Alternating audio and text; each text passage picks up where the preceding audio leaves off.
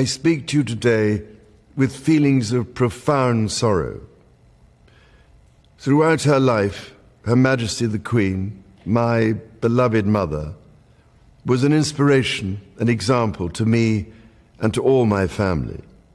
And we owe her the most heartfelt debt any family could owe to their mother, for her love, affection, guidance, understanding, and example. Queen Elizabeth was a life well lived, a promise with destiny kept, and she is mourned most deeply in her passing. That promise of lifelong service I renew to you all today. Alongside the personal grief that all my family are feeling, we also share with so many of you in the United Kingdom, in all the countries where the Queen was head of state, in the Commonwealth and across the world, a deep sense of gratitude for the more than 70 years in which my mother, as Queen, served the people of so many nations. In 1947, on her 21st birthday, she pledged in a broadcast from Cape Town to the Commonwealth to devote her life, whether it be short or long, to the service of her peoples. That was more than a promise. It was a profound personal commitment which defined her whole life. She made sacrifices for duty. Her dedication and devotion as sovereign never wavered, through times of change and progress, through times of joy and celebration, and through times of sadness and loss. In her life of service, we saw that abiding love of tradition, together with that fearless embrace of progress, which makes us great as nations. The affection, admiration, and respect she inspired became the hallmark of her reign. And as every member of my family can testify, she combined these qualities with warmth, humor, and an unerring ability always to see the best in people. I pay tribute to my mother's memory, and I honor her life of service. I know that her death brings great sadness to so many of you, and I share that sense of loss beyond measure with you all.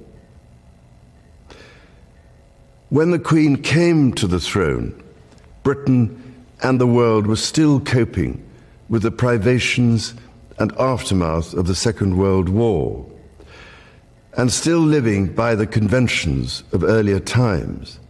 In the course of the last 70 years, we have seen our society become one of many cultures and many faiths.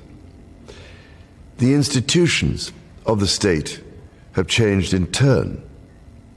But through all changes and challenges, our nation and the wider family of realms, of whose talents, traditions, and achievements I am so inexpressibly proud, have prospered and flourished.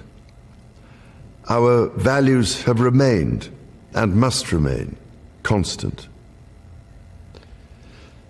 The role and the duties of monarchy also remain, as does the sovereign's particular relationship and responsibility towards the Church of England, the church in which my own faith is so deeply rooted. In that faith and the values it inspires, I have been brought up to cherish a sense of duty to others and to hold in the greatest respect the precious traditions, freedoms, and responsibilities of our unique history and our system of parliamentary government. As the Queen herself did with such unswerving devotion, I too now solemnly pledge myself throughout the remaining time God grants me, to uphold the constitutional principles at the heart of our nation. And wherever you may live in the United Kingdom, or in the realms and territories across the world, and whatever may be your background or beliefs, I shall endeavor to serve you with loyalty, respect, and love, as I have throughout my life. My life will, of course, change as I take up my new responsibilities. It will no longer be possible for me to give so much of my time and energies to the charities and issues for which I care so deeply. But I know this important work will go on in the trusted hands of others. This is also a time of change for my family. I count on the loving help of my darling wife, Camilla. In recognition of her own loyal public service since our marriage 17 years ago, she becomes my Queen Consort. I know she will bring to the demands of her new role the steadfast devotion to duty on which I have come to rely so much. As my heir, William now assumes the Scottish titles which have meant so much to me.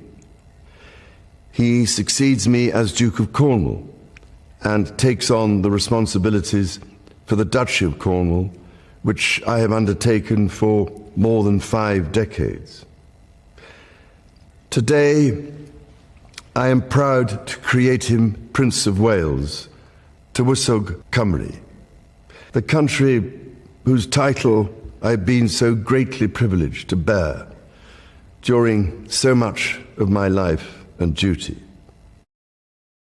With Catherine beside him, our new Prince and Princess of Wales will, I know, continue to inspire and lead our national conversations, helping to bring the marginal to the centre ground, where vital help can be given. I want also to express my love for Harry and Meghan as they continue to build their lives overseas. In a little over a week's time, we will come together as a nation, as a Commonwealth, and indeed a global community, to lay my beloved mother to rest. In our sorrow, let us remember and draw strength from the light of her example. On behalf of all my family, I can only offer the most sincere and heartfelt thanks for your condolences and support. They mean more to me than I can ever possibly express.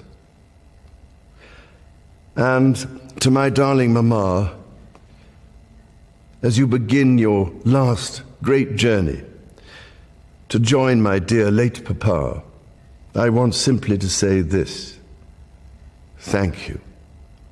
Thank you for your love and devotion to our family and to the family of nations you have served so diligently all these years. May flights of angels sing thee to thy rest.